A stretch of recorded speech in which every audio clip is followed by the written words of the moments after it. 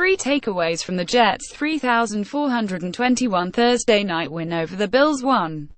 If Jets management is debating whether or not to bring back this year's coaching staff at the end of the season, they should have momentarily bottled the atmosphere at MetLife Stadium with about 10 minutes to go in the third quarter of Thursday night's game. Journeyman Josh McCown had just lofted a 25-yard touchdown pass to Robbie Anderson, which floated perfectly over the shoulder of Bills cornerback Tre'Davious White, leaving just enough room for Anderson to tap his toes before stumbling out of the end zone.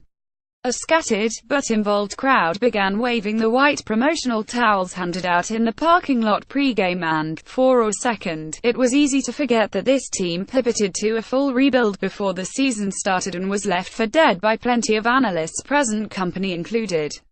Even if the 4-win Jets lose out, they end the season at Tampa, home against Carolina, home against Kansas City, at Denver, at New Orleans, home against LA Chargers, at New England. This coaching staff has shown enough adaptability with a young core that removing them would almost seem irresponsible.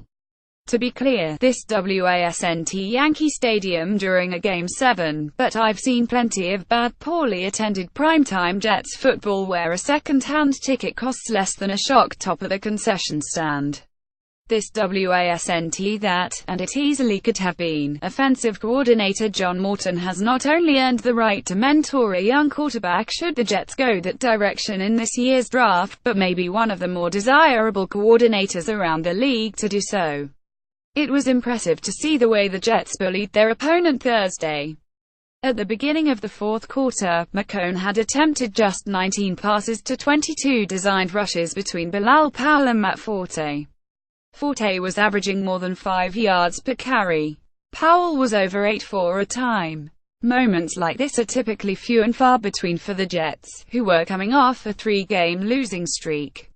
But this year's team always demanded special consideration when making a final judgment. 2. Newly acquired wideout Kelvin Benjamin was in Team SU'd sweats Thursday, trotting back and forth on the sideline while Buffalo's offense suffered without him.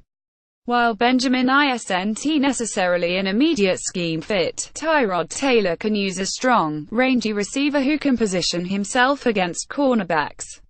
This was obvious at the 11:26 mark in the fourth quarter when Taylor was trying to create a spark by slipping through 2 crashing rushes in the pocket, then 2 defensive linemen, then a linebacker peeling off coverage before he was finally strip-sacked by Jordan Jenkins. There was nowhere to go with the ball. He was hit 11 times and sacked 7 times on the night. 3. I'm not nearly ready to call the Bills out. However, this offense was always going to be a work in progress. The remaining schedule seems friendly, with games against the Saints and Chargers coming up next, plus a game against the Colts and 2 games against the Dolphins left.